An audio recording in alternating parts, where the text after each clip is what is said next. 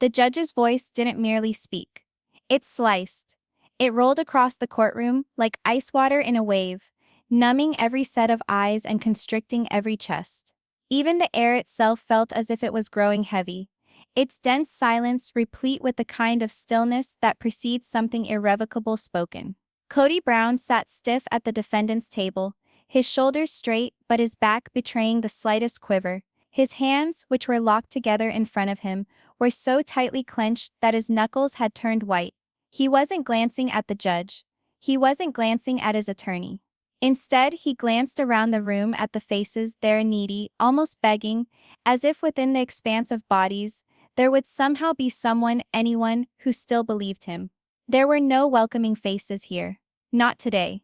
The benches were filled, every seat taken by individuals who had been attracted here, not only by the tragedy, but by the hope of finally being able to hear the truth. A woman sitting in the last row held her handbag tightly, her mouth clamped so hard her lips had gone white. Two reporters jotted down lines in their notebooks, their pens flying across the paper like vultures tearing at a carcass. And then there were the ones he knew, the people whose absence from his side hurt more than any accusation could. In the very front row, Christine sat with her head held high, but her cheeks were streaked with tears that caught the harsh glare of the fluorescent lights above. She didn't wipe them away. They weren't the kind of tears that asked for sympathy. They were the kind that marked years of pain finally reaching the surface. Next to her, Janelle's face was etched from stone, jaw clenched, eyes narrowed as if they had been sharpened for today's purpose alone. She held a crumpled tissue in her hand, but it was apparent she hadn't cried. She wasn't here to weep. She was here to testify. Mary sat at the back, folded arms wrapped tightly across her chest, her eyes fixed on the ground. She did not glance at Kody, did not notice him, did not even flinch in his direction. If she had any emotion, she hid it beneath layers of bitterness and fatigue. And then, Robyn. She sat by herself, separate from the rest. Her face was pale, hands shaking delicately as she held one photograph to her chest, as if it were the only thing standing between her and falling apart. From where Kody was sitting, he could only barely make out the picture. Garrison's smiling face, caught forever, gazing out at the world as if nothing could ever hurt him. The frame was scratched around the edges, the glass streaked with fingerprints and tears. The image struck Kody more strongly than he had anticipated. His own throat constricted, and for a moment he wanted to rise to his feet, go over there and take the photograph from her hands. Not to take it, but to hold it steady, to prevent it from vibrating as much as it was in her fingers. But that wasn't possible. Not now. Not where they were. The judge's gavel came down on the desk, a sharp snap that seemed to reverberate through every bone in the room. We will now hear the testimony about the circumstances surrounding the tragic death of Robert Garrison Brown. The name lingered there like smoke. Impossible to breathe, impossible to escape. Kody's mouth opened, but there was nothing to be spoken. He felt the burden of 100 eyes weighing upon him, hoping that he would utter something, anything, to divert the course of the tempest that was on the verge of unleashing itself upon him. But there was nothing. No apology, no witty alibi, no means of spinning what already had been spun out of shape. The reality was going to be dragged out into the open, laid bare in the cold light of the courtroom. And once it was there, it could not be unsaid.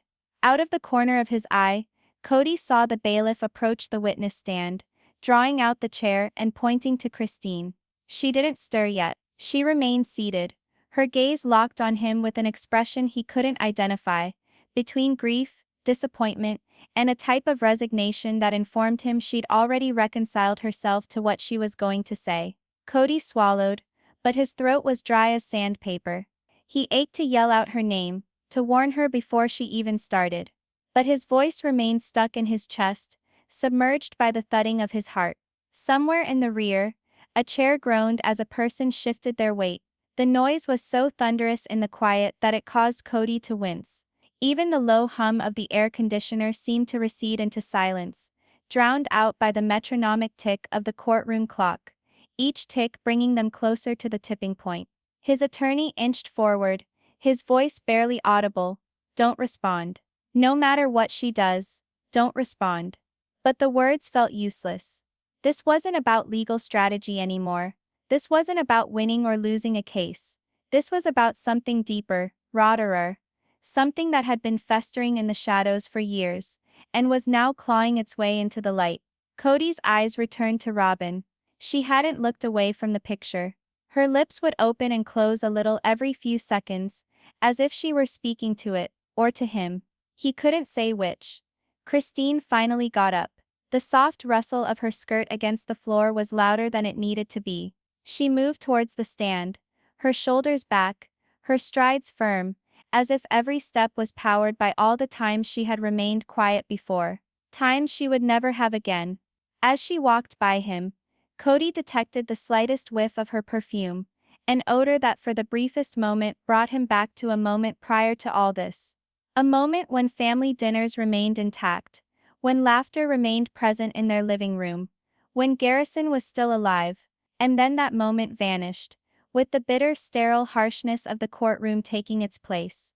Christine climbed up into the witness box, put her hand on the Bible, and took an oath to tell the truth, the whole truth, and nothing but the truth.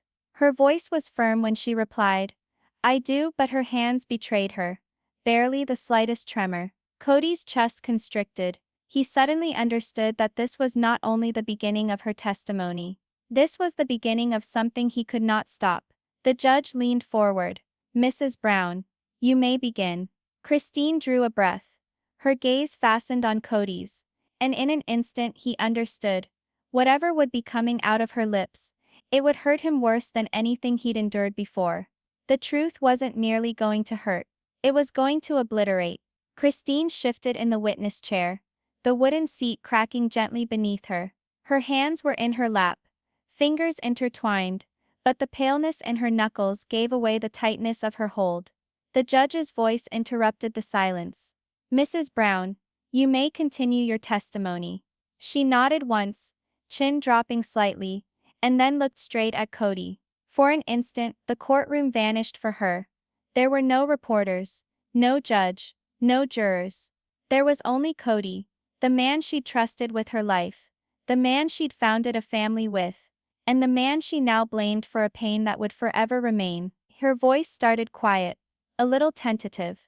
"Garrison wasn't just my stepson. He was a boy who was worth better."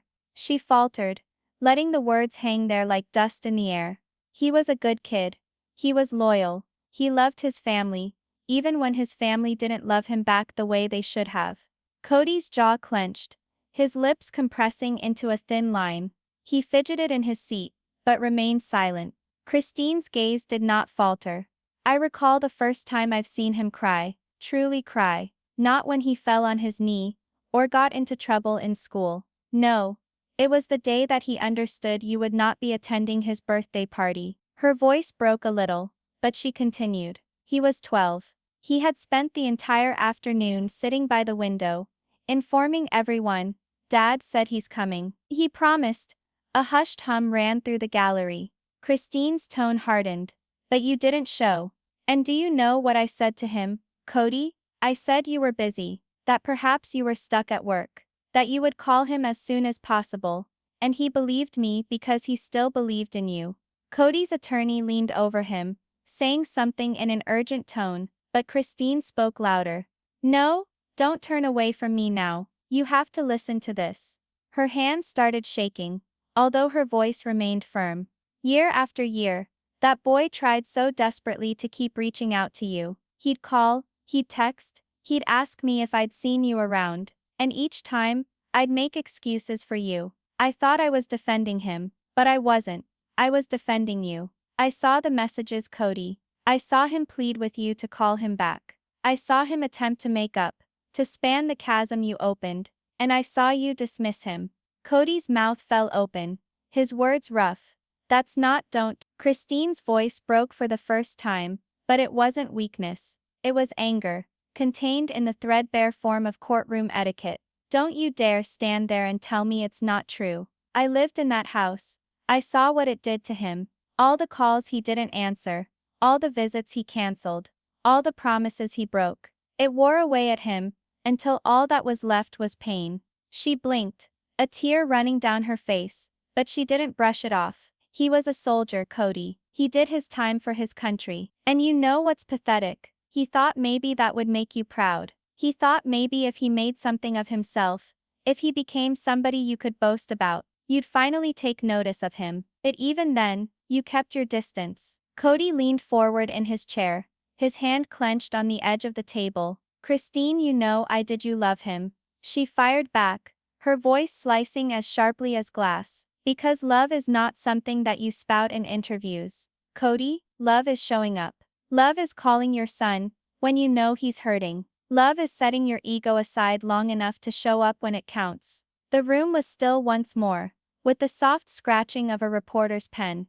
Christine's voice grew lower, her tone no longer cutting, but weighed down by sadness. And the thing that will torment me to eternity is that he still loved you. Even after all, he loved you. He needed your approval until the day he passed away. The term died hit like a rock, cast into a quiet pond, causing unseen waves to ripple across the space. Robyn winced minutely in her chair. Janelle's hand flew to her mouth. Christine dropped her gaze momentarily, taking a deep breath. Her eyes shone the next time she lifted them, but her voice was firm. I'm here today because someone needs to tell his story. He doesn't have a voice anymore. And if I remain silent, then it's like he never existed.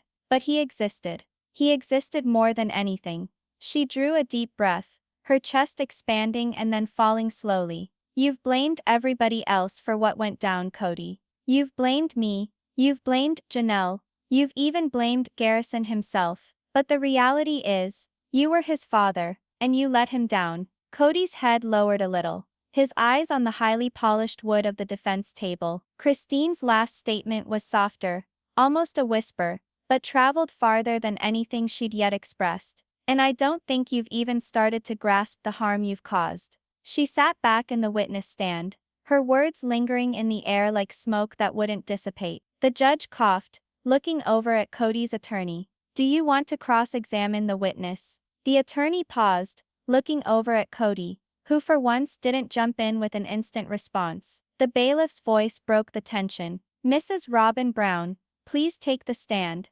Robyn rose slowly, almost reluctantly, as if the weight of the moment was pressing her down into her seat. She clutched the photograph to her chest like a lifeline, her fingers trembling around its frame. Every movement toward the witness stand was tentative, not the buoyant stride of one who is fully convinced of one's own testimony, but the clumsy, unbalanced gait of one who is harboring a tempest within her. She sat down, the chair creaking gently beneath her weight, and set the photograph down gently on the ledge before her. The glass sparkled in the light of the courtroom, reflecting the golden smile of Garrison Brown, a smile forever in time. The judge's voice was steady but firm. Mrs. Brown, recall you are sworn. You may proceed. Robyn drew in a trembling deep breath. She parted her lips, but the initial thing that came out was not a word. It was a soft sob, promptly stifled. She touched her fingertips to her lips, collecting herself, and then she whispered in a voice so low that those seated in the back row strained to hear. I attempted to assist him, she started. Her glassy eyes fluttered toward Kody, for a moment before snapping back to the photo. I pleaded with Kody to call him. I informed him Garrison was in pain, that he needed his father. I informed him, I explained to him it was serious. Her voice caught, the final words splitting in two. Her eyes stung with a single tear, which dropped to the wooden ledge beneath. Kody's face hardened. His hands moved uncomfortably, one forming into a fist. That's not how it. Enough, the judge's gavel crashed down. Let her speak. Robyn's shoulders shook. I didn't want to testify against you, Kody. I didn't want to be up here, ripping apart what little is left of this family. But I can't keep lying, not to myself, not to anyone. She extended her hand toward the photograph, her thumb stroking softly over the picture, as if she could iron out the pain trapped within it. Garrison wasn't perfect. We're not any of us. But he didn't need to feel left behind. I said that to you, Kody. I said, please just call him back. Tell him you love him. Her voice fell, quivering.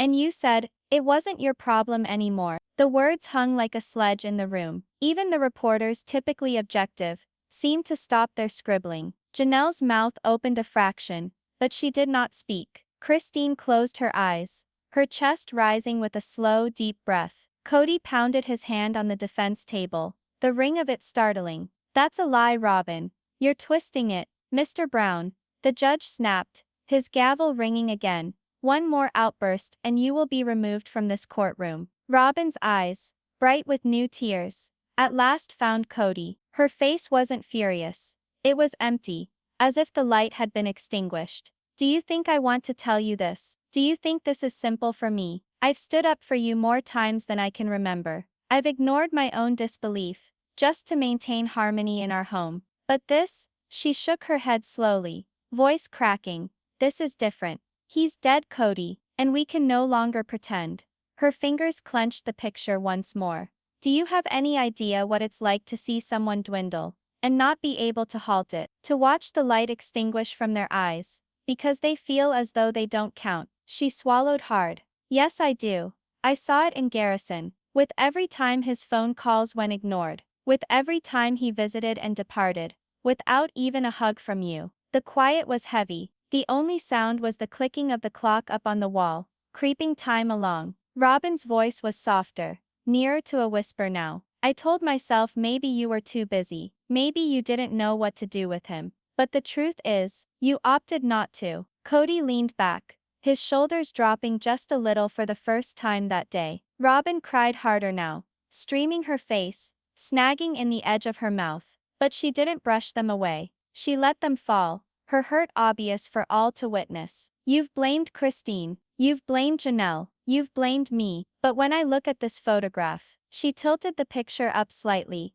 her voice shaking, I can't blame anyone but you. She set the photograph back on the ledge, before her fingers trailing over it for a moment, before retracting. I will bear the blame of not acting enough for the remainder of my life. But you will bear the truth. Her last declaration hung in the air, more weighty than the gavel to come. Garrison deserved a father, Kody, and he didn't have one. She relaxed back in the chair, her chest rising with slow, forced breaths. The judge looked over toward the defense table. Mr. Brown, your lawyer can cross-examine the witness. Kody's attorney cast him a look, seeking a signal. But Kody didn't stir, didn't say anything. His gaze was fixed on the photo of Garrison, as though seeing it for the very first time. The judge's voice was calm, but it had a faint weight, as if he already knew what was going to transpire. Mrs. Janelle Brown, please take the stand. Janelle rose slowly, her pace deliberate. She wasn't shaking, she wasn't reluctant.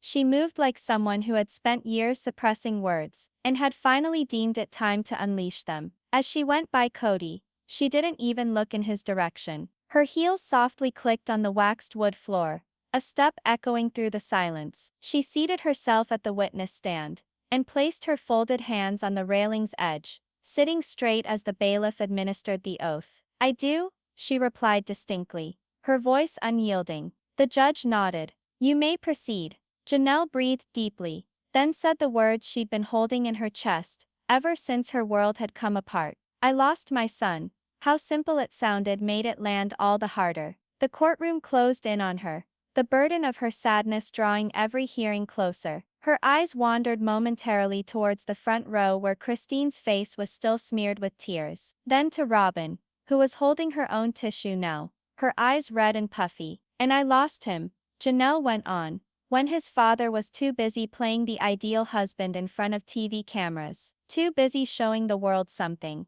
rather than showing something to his children. Kody winced. The punch wasn't physical, but it stung like one. Her voice cut, a subtle steel threading through it. You want to discuss Garrison? Fine. Let's discuss the years you didn't see him. Let's discuss the excuses, the missed birthdays, the ignored calls. Let's discuss the times I said you were having trouble with him and you said you were taking care of it your way. She moved her head back and forth slowly, her lips twisting in a hard smile. Your method was to vanish. The words lashed like a whip. Kody's lawyer began to stand, but Janelle spoke just a little louder, not yelling, but making it impossible for someone to interrupt her. Do you think I'm here to humiliate you? No. I'm here because my son is not here to defend himself. I'm here because I've relived every minute of this in my head, wondering whether I could have done anything else. And you know what conclusion I reach each and every time. Her voice increased, shaking now with the intensity of her fury. "Regardless of what I did, no matter how hard I tried, you, his own father, led him to believe that he wasn't important." The sentence fell like a weight. Kody shifted his gaze away, looking at the defense table as if the texture of the wood could give him an out. Janelle pushed forward in her seat, her hands tightened around the wooden rail of the witness box. "This isn't about one instance, Kody. It's not about one fight or one phone call that was ignored. This is years of you deciding between pride and love. Years of deciding who was worth your time and who wasn't. Years of playing daddy only when it was convenient for you." Her breathing accelerated,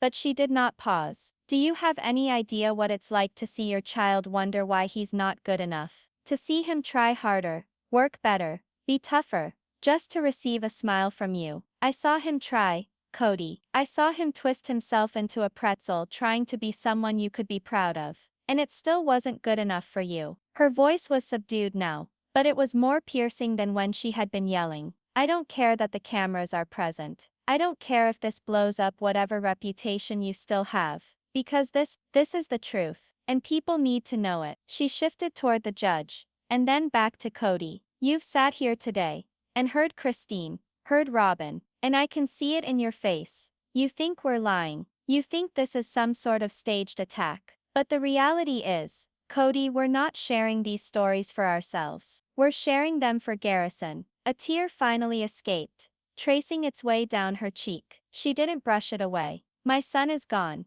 and you can sit there as long as you want and tell yourself it wasn't your fault. But we both know better." The room was silent. Even the air conditioner had fallen silent. Janelle straightened her back, her voice softening in a way that made it hurt even more. "You weren't there for him when he was alive. And now you can't be there for him at all. And that's the reality you have to live with for the rest of your life." She settled back, breathing slowly as if the words had been physical burdens within her, finally let go. But her gaze remained on Kody, her eyes unblinking and unflinching, until the judge cleared his throat. "Thank you, Mrs. Brown. Mr. Brown, you can respond in your statement." Kody didn't budge. His jaw was clenched, his breathing labored. It was as if each of Christine's, Robyn's and now Janelle's accusations had gouged something out of him, and what was left was holding by a thread. The judge's gavel fell once, gently but firmly. "Mr. Brown," he said, his tone calm,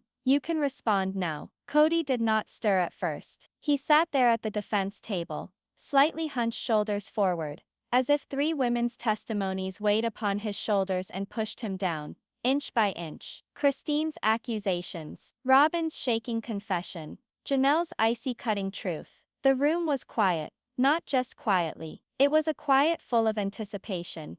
Everyone understood that this was the time. Kody would either fight, or he would shatter. At last he stood, his fists dug into the table's edge as he lifted himself upright. When he gazed toward the stand, he did not glance at the judge. He did not glance at his attorney. He stared straight at the three women. "You," the word was heavy, dragged out, like he had to pull it from somewhere deep in his chest. "You think you've told the whole truth today. But you've told your truth, your version." Christine's jaw tightened. Robyn dropped her eyes. Janelle didn't move a muscle. Kody's voice cracked slightly, but he pushed through it. "I adored my son. You believe that I did not. You believe that I was not shattered. When I received that call, you think that I did not go to my knees." His tone had risen sharply, the fierceness causing a few individuals in the gallery to wince. "Do you know what it's like to wake up every morning hearing his voice in your head? Remembering the last time you laid eyes on him, and questioning whether you should have hugged him tighter? Do you think I don't carry that?" He slammed his hand down onto the table. "I carry it every damn day." But then, his voice lowered. I didn't know how to repair it. I didn't know how to be the father he needed. I thought if I let him have his space, if I didn't push him too hard, it would be better. I thought I was doing the right thing." He shook his head slowly, like he was having the conversation with himself now. But space became distance, distance became silence, and silence became permanent. The words deflated him, his fists unclenched at his sides. Christine leaned in a little, her face impossible to read. Robyn was crying outright now, holding her tissue so hard in her fingers that it was ripping apart. Janelle's eyes remained fixed on him. Not with anger but worse. Disappointment. Kody's eyes wandered toward her. And his voice shuddered when he spoke again. You believe I made this choice? You believe I wanted to be the man you all paint me to be? I did not. I simply lost myself. Along the way, I lost my family. I lost him, and I do not know if I am ever capable of forgiving myself for that. The judge leaned forward. Mr. Brown. But before he could get the words out, Christine jumped up from her seat in the gallery. Forgiveness? She exclaimed, her voice echoing in the room. You're asking about forgiveness, Kody? Forgiveness is for those who attempt. You did not attempt. There were gasps in the courtroom. The judge's gavel came down hard. But Christine continued. You had every opportunity to be there for him, every last one of them, and you went somewhere else instead. You went for yourself. And now, you want to stand here and make this about how I hurt? No. Her voice broke, but she didn't falter. This is about the pain you left behind. The pain you inflicted on all of us. The pain Garrison bore until it destroyed him. Kody's lips parted, but no sound issued. Then Janelle stood up too, standing alongside Christine. Her tone was softer, but it carried the same punch. You want to discuss what you lost? You lost him the moment you stopped being there. The rest of us just didn't know it yet. The room was breathless. Even Robyn, who'd been quiet since she took the stand herself, stood now. Her hands were trembling, mascara smearing down her cheeks. Kody, she breathed. So quietly the microphone could hardly pick it up. You were supposed to keep us safe, all of us. And instead, you let us all shatter. It wasn't an accusation. It was the sort of truth you only tell when you finally quit hoping someone will change. Kody's chest heaved and fell rapidly now, his complexion pale. He gazed at each of them in turn. Christine's incandescent rage, Janelle's cold determination, Robyn's empty despair, and for the first time in weeks, he resumed his seat. No struggle, no argument, only silence. The judge looked from one party to the other, his voice hushed but absolute. Enough has been heard in this court. We recess for tomorrow morning, when I will render my decision. The gavel fell, but no one stood up. Not Christine, frozen in place, fists balled. Not Janelle, arms crossed tightly over her chest. Not Robyn, whose soft crying filled the room. And not Kody, who sat there staring off into space, as if the burden of each word that has been said today had finally shattered something within him that couldn't be repaired.